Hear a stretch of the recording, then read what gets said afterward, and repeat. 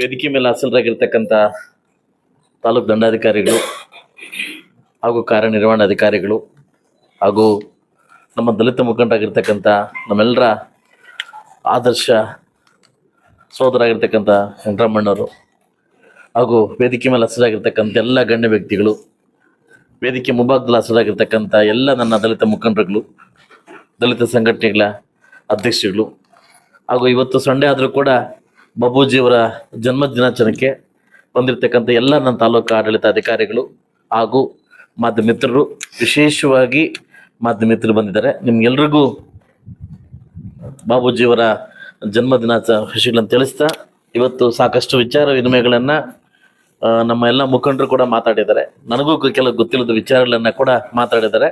So ಅದಕ್ಕೆ ಹೇಳ್ತಾ ಇರೋದು, ವಿಚಾರ ವಿನಿಮಯ ಮಾಡ್ಕೊಂಡಾಗ ಮಾತ್ರ ವಿಚಾರ ನಾವು ಸವಿಲಿಕ್ಕಾಗುತ್ತೆ. ಸೊ ಅದರಿಂದ ಬಹುಶಃ ಡಾಕ್ಟರ್ ಬಾಬಾ ಅಂಬೇಡ್ಕರ್ ಅವರು ಮತ್ತು ಬಾಬೂಜಿ ಅವರು ಭಾರತ ದೇಶಕ್ಕೆ, ದಲಿತ ವರ್ಗಕ್ಕೆ ಎರಡು ಕಣ್ಣಿದ್ದಂಗೆ ಅಂತ ಎಲ್ಲ ಕಡೆ ಹೇಳ್ತಾ ಇರ್ತಾರೆ.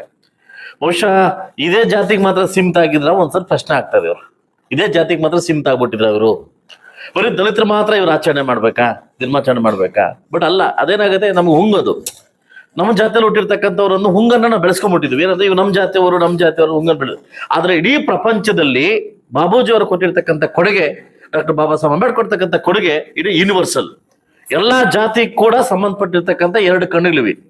ಬಟ್ ಆದ್ರೆ ಏನಾಗಿದೆ ಅಂದ್ರೆ ಬರ್ತಾ ಕ್ರಮೇಣ ರಾಜಕೀಯ ಉದ್ದೇಶದಿಂದ, ರಾಜಕೀಯ ತೆವಲಿಗೋಸ್ಕರ ಏನ್ ಮಾಡಿದ್ವಿ, ಇವ್ ನಮ್ಮವ್ರು ಅಂತ ಪಟ್ಟ ಕಟ್ಕೊಂಡ್ಬಿಟ್ಟಿದ್ವಿ. ಈ ಪಟ್ಟನ ಇವತ್ತು ಬಿಟ್ಟು ಇಡೀ ಪ್ರಚಾರಕ್ಕೆ ನಾವು ಹೋಗ್ತೀವಿ, ಯೂನಿವರ್ಸಿಟಿ ಹೋಗ್ತೀವಿ, ಅವ್ರು ನಮಗೂ ಮರ್ಯಾದೆ ಸಿಗುತ್ತೆ, ಅವ್ರಿಗೂ ಒಂದು ಉತ್ತೇಜನ ಸಿಗುತ್ತೆ.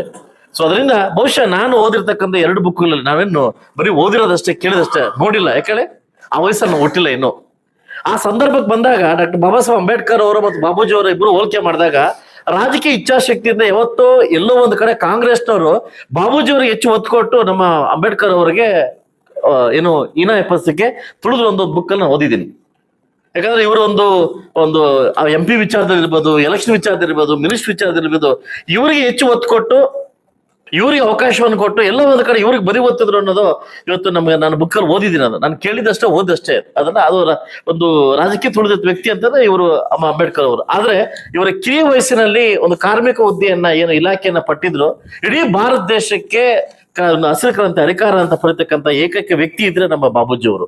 ಅವರು ಕೊಟ್ಟಿರ್ತಕ್ಕಂಥ ಕೆಲವು 3 ಪೋಸ್ಟ್ಗಳಲ್ಲಿ ಅತಿ ಹೆಚ್ಚಾಗಿ ನಿಭಾಯಿಸ್ತಕ್ಕಂಥ ಪೋಸ್ಟ್ ಅಂತಂದ್ರೆ ಒಂದು ಕಾರ್ಮಿಕ ಪೋಸ್ಟ್, 2 ರಕ್ಷಣಾ ಪೋಸ್ಟ್.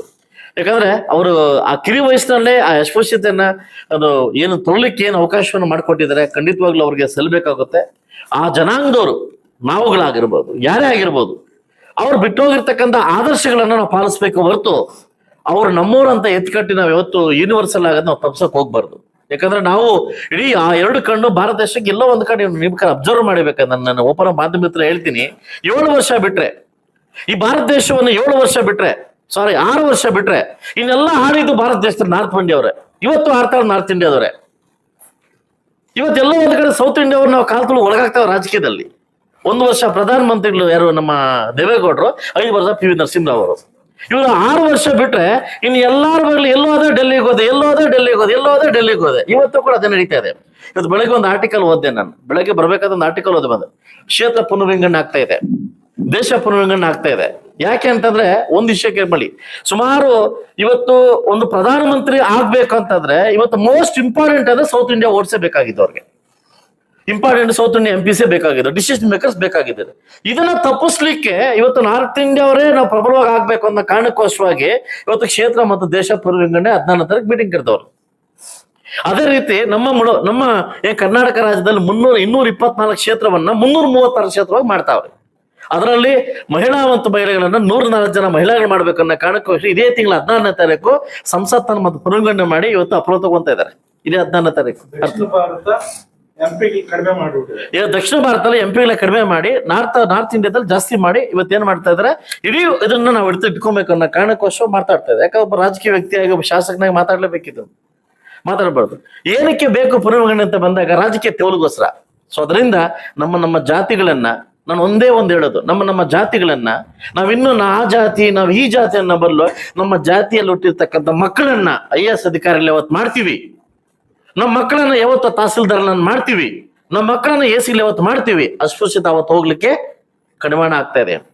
ಹಿಂಗ ಮಾವೋಡ್ರ ವಾರ್ಡ್ ಮಾವೋಡ್ರ ಅನ್ಕೊಂಡು ಹೋಗ್ತಾರೆ. ಇಡೀ ಇನ್ನು ತುಳಲಿಕ್ಕೆ ಜಾಸ್ತಿ ಆಗ್ತದೆ. ಯಾಕಂದ್ರೆ ನಾನು ಮುಕ್ತ ಮಾತಾಡ್ತಕ್ಕಂಥ ಮಾತು. ಈಗ ತಾನ ಯಾರೋ ಹೇಳ್ತಾ ಇದ್ದಾರೆ ನಮಗೆ ಭವನ ಇಲ್ಲ ಅಂತ ಹೇಳ್ತಾ ಇದ್ದಾರೆ.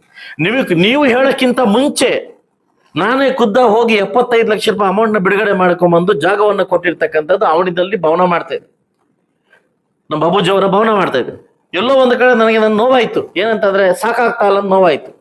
ಈ ಸಂದರ್ಭದಲ್ಲಿ ಹೇಳ್ತಾ ಇದ್ದೀನಿ, ಆ ಜಾಗವನ್ನ 30 ಗಂಟೆ 35 ಗಂಟೆಗೆ ಶಿಫ್ಟ್ ಮಾಡಿ ಚಿಕ್ಕ ಭವನವನ್ನ ಚೌಲ್ಟ್ರ್ಯಾಕ್ ಕನ್ವರ್ಟ್ ಮಾಡಿ ನಾನು ಮತ್ತು KH ಮುನಿಯಪ್ಪ ರಾತ್ರಿ ಮಾತಾಡಿದ್ದೀನಿ. ಅವರ ಅನುದಾನದಲ್ಲಿ ನನ್ನ ಅನುದಾನ ಇನ್ನೂ ಸ್ವಲ್ಪ 1.5 ಕೋಟಿ ಜಾಸ್ತಿ ಹಾಕಿ 2.25 ಕೋಟಿಯಲ್ಲಿ ಒಂದು ಬಾಬೂಜಿ ಅವರ ಭವನ ಕೊಟ್ಟಿರ್ತಕ್ಕಂಥ ಭವನವನ್ನು ನಿರ್ಮಾಣ ಮಾಡ್ಲಿಕ್ಕೆ ನಾನು ಇವತ್ತು ಮಾತು ಕೊಡ್ತಾ ಇದ್ದೀನಿ ನಿಮ್ಗೆ. 75 ಲಕ್ಷ ಮಾತ್ರ ಹಾಕೊಂಡ್ ಬಂದಿದ್ದೀನಿ. ಸೊ ಮಿಕ್ಕಿದ ಉಳಿತಾಯವನ್ನು ಕೂಡ ನಾನು ಸಮಾಜ ಕಲ್ಯಾಣ ಇಲಾಖೆ ಸಚಿವರ ಹತ್ರ ಮಾತಾಡಿ, KH ಮುನಿಯಪ್ಪ ಸಚಿವರ ಹತ್ರ ಮಾತಾಡಿ ಇದನ್ನ ಮಾಡ್ತಕ್ಕಂಥ ಜವಾಬ್ದಾರಿಯನ್ನು ನಾನು ಹೊತ್ಕೊಂತೀನಿ. ಒಂದೇ ಒಂದು ಮಾತು ಹೇಳಿದ್ದು, ಇವತ್ತು ಬಾಬೂಜಿ ಅವರು ಅವತ್ತು ಅಂಬೇಡ್ಕರ್ ಅವರು ಇಡೀ ಭಾರತ ದೇಶಕ್ಕೆ 2 ಕಣ್ಣಿದ್ದಂಗೆ, ಸಂವಿಧಾನ ಬರ್ಲಿಕ್ಕೆ 2 ಕಣ್ಣಿದ್ದಂಗೆ. ಅದೇ ಆದರ್ಶಗಳನ್ನ ಇಲ್ಲಿ ಮುಳಬಾಗಿಲು ತಾಲೂಕಲ್ಲಿ ಇಡೀ ಕರ್ನಾಟಕ ರಾಜ್ಯದಲ್ಲಿ ಎಲ್ಲಾ ಕಡೆ ನಾವು ಹೋಗ್ಬೇಕು, ಎಲ್ಲಾ ಕಡೆ ಹೋಗ್ಬೇಕು. ಬೇರೆ ಬೇರೆ ತಾಲೂಕಲ್ಲಿ ಅವರೊಂದು ಇವರೊಂದು ಮಾಡ್ತಾರೆ, ನಮ್ಮ ತಾಲೂಕಲ್ಲಿ ಮಾಡ್ಲಿಕ್ಕೆ ನಾನು ಬಿಡುದಿಲ್ಲ, ನಾನು ಮಾಡೋಕೆ ಬಿಡುದಿಲ್ಲ. ಯಾಕಂದ್ರೆ ಒಂದೇ ತಾಯಿ 2 ಮಕ್ಳಿದ್ದಂಗೆ ಇವರು. ಯಾಕಂದ್ರೆ ಲೆಫ್ಟ್ ಟು ರೈಟ್ 2 ಮಕ್ಳಿದ್ದಂಗೆ. ಯಾರೋ ರಾಜಕೀಯ ತೇವಳಿಗೋಸ್ಕರ ಒಳಮೀಸಲಾತಿಗೋಸ್ಕರ ಇವನು ಬಳಸ್ಕೊಂಡು ಹಾಳು ಮಾಡ್ತಕ್ಕಂಥ ವಾತಾವರಣವನ್ನ ಈ ತಾಲೂಕಲ್ಲಿ ಆಗ್ಬಾರ್ದು ಅನ್ನೋದು ನನ್ನ ಫಸ್ಟ್ ಆಸೆ ಇದೆ. ಫಸ್ಟ್ ಆಸೆ. ಈಗ ಗೌರ್ಮೆಂಟ್ ಅವರು ಡಿಕ್ಲೇರ್ ಮಾಡಿ, ಕೋರ್ಟ್ ಇದೆ, ಕೋರ್ಟ್ ಡಿಕ್ಲೇರ್ ಮಾಡಿ ಯಾರಿಗೆ ಎಷ್ಟು ಮೀಸಲಾತಿ ಕೊಡ್ಬೇಕಂತ. ಆದ್ರೆ ನಮ್ಮಲ್ಲಿ ಒಳ ಮನಸ್ಸು ಬಂದು, ನಮ್ಮಲ್ಲಿ ವೈಮನಸ್ಸು ಬಂದು ಇಡೀ ಸಮಾಜವನ್ನ ಹಾಳು ಮಾಡ್ತಕ್ಕಂಥ ಪರಿಸ್ಥಿತಿಗೆ ನಾವು ಇವತ್ತು ಹೋಗ್ಬಾರ್ದು ಅಂತ ಹೇಳ್ತಾ, ಇವತ್ತು ನಾನು ಸಾಕಷ್ಟು ಖಾಸಗಿ ಬ್ಯುಸಿ ಇದ್ದೆ. ಆದ್ರೂ ಕೂಡ ನಾನು ತಹಸೀಲ್ದಾರ್ಗೆ ಹೇಳಿದೆ, ಖಂಡಿತವಾಗ್ಲಿ ಕಾರ್ಯಕ್ರಮ ನಾನು ಬರ್ತೀನಿ, ಕಾರ್ಯಕ್ರಮ ಬರಲೇಬೇಕು, ಇದು ಅರ್ಥಗರ್ಭಿತವಾಗಿ ಕಾರ್ಯಕ್ರಮ ನಡೆಸ್ಕೊಡ್ಬೇಕು. ಮುಂದಿನ ದಿನಗಳಲ್ಲಿ ಎರಡೂ ಜಾತಿಗಳನ್ನ ಒಗ್ಗಟ್ಟಾಗಿ ತಗೊಂಡೋಗತಕ್ಕಂಥ ಕೆಲಸವನ್ನ ನಾವಿಬ್ರು ನಮ್ಮ ತಾಲೂಕು ಆಡಳಿತ ಮಾಡೋಣ ಅಂತ ಹೇಳ್ತಾ, ಇವತ್ತು ನನಗೆ ಈ ಒಂದು ಅವಕಾಶವನ್ನು ದೇವರು ಕೊಟ್ಟಿರ್ತಕ್ಕಂಥ ವರ ಅಂತ ಹೇಳ್ಬೋದು. ಯಾಕಂದ್ರೆ ಇವರು ಅಧಿಕಾರಕ್ಕೆ ಬಂದ ಹುಟ್ಟೇ ಇರ್ಲಿಲ್ಲ. ಈಗ ತಾನು ಹೇಳ್ತಾರೆ 1994 ನಾನು ಕನ್ವೀನ್ ಆಗಿದ್ದೆ ಅಂತ. ನನ್ನ 1982 ನಮ್ಮ ಬಾರ್ನು ಆಯ್ತಲ್ವಾ, 84 ಅದಲ್ವಾ. ಸೊ ಅದರಿಂದ ಏನು ಭಗವಂತ ಈ ಜಾತಿಯಲ್ಲಿ ಒಂದು ಅವಕಾಶವನ್ನು ಕೊಟ್ಟಿದ್ದಾನೆ, ಅದನ್ನು ಸದುಪಯೋಗ ಪಡಿಸಿ ನಾನು ಬಂದಿರತಕ್ಕಂಥ ಅವಕಾಶವನ್ನ ಸಮರ್ಪಕವಾಗಿ ಸಮೃದ್ಧಿಯಾಗಿ ಅವಕಾಶವನ್ನ ನಾನು ಮಾಡಿ ಎಲ್ಲಾ ಜಾತಿಗಳಿಗೂ ಕೂಡ, ನಮ್ಮ ಮುಳಬಾಗಿಲು ತಾಲೂಕಿನ ಎಲ್ಲಾ ಉಪಜಾತಿಗಳಿಗೂ ದೊಡ್ಡ ಜಾತಿ ಕೂಡ ಸಮಾನವಾಗಿ ಒಂದು ಮರ್ಯಾದೆಯನ್ನು ಕೊಟ್ಟು ಅವ್ರಿಗೆ ಏನು ಗೌರವ ಸಲ್ಲಿಸಬೇಕು ಕಾರ್ಯಕ್ರಮನ ನಾನು ಮಾಡ್ತಾ ಇದ್ದೀನಿ ಅಂತ ಹೇಳ್ತಾ, ಅವಕಾಶ ಕೊಟ್ಟಿದ್ದಕ್ಕೆ ನನ್ನ ತಾಲೂಕು ಆಡಳಿತ ಕೂಡ ಸಂಡೆ ಆದ್ರೂ ಕೂಡ ಸ್ವಚ್ಛವಾಗಿ ಸಮೃದ್ಧಿಯಾಗಿ ಬಂದು ಒಂದು ಪೂಜೆ ಮಾಡಿಕೊಟ್ಟು ನೆರವೇರಿಸಿಕೊಟ್ಟಿದ್ವಿ. ನಿಮಗೂ ಈ ಜಾತಿಗೂ ಇಡೀ ಬಾಬೂಜಿ ಅನ್ಯಾಯಿಗಳಿಗೂ ಕೂಡ ಒಂದು ವಿಶೇಷವಾಗಿ ಶುಭಾಶಯ ತಿಳಿಸ ನಾನು ಮಾತು ಮುಗಿಸ್ತದೆ. ಎಲ್ರಿಗೂ ಒಳ್ಳೇದಾಗಲಿ.